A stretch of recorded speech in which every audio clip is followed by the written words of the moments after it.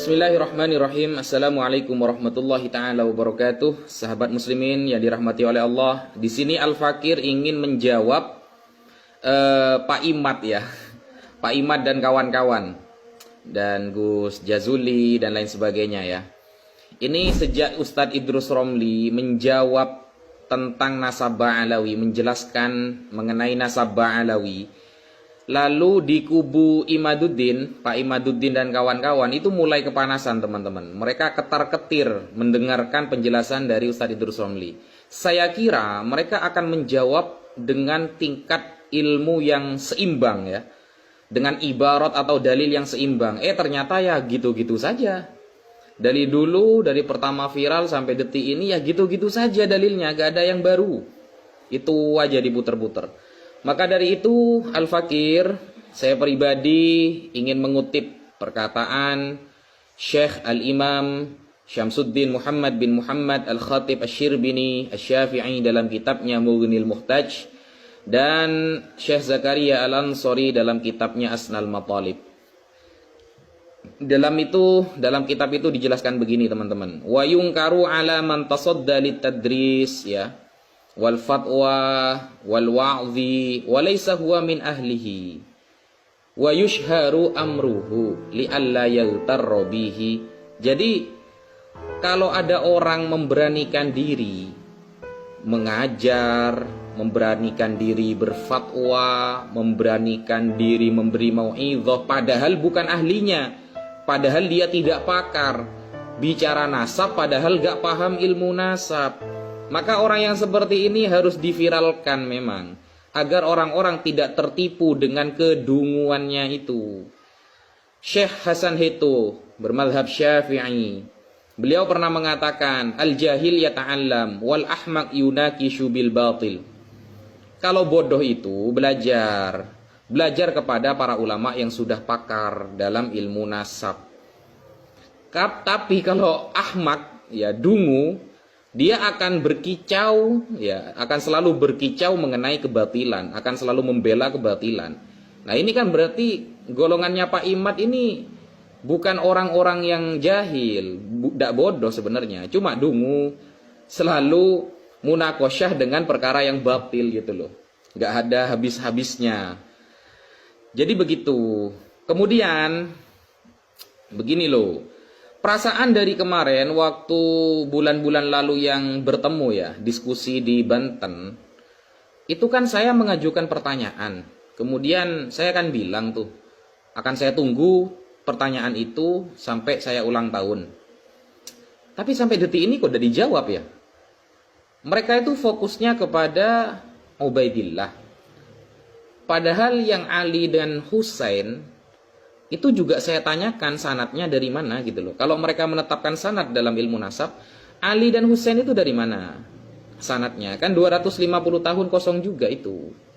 Itu harus dijelaskan semua saudara-saudaranya itu. Jangan fokus cuma Ubaidillah saja. Itu kan terlalu nampak ya kalau mereka ini berlandaskan kebencian, bukan penelitian. Seharusnya saudaranya diteliti juga yang Ali dan Husain itu. Yang akhirnya Gus Jazuli ngak-ngangaan itu. Kemudian apalagi masalah contoh mereka ini mau mengagung-agungkan Wali Songo.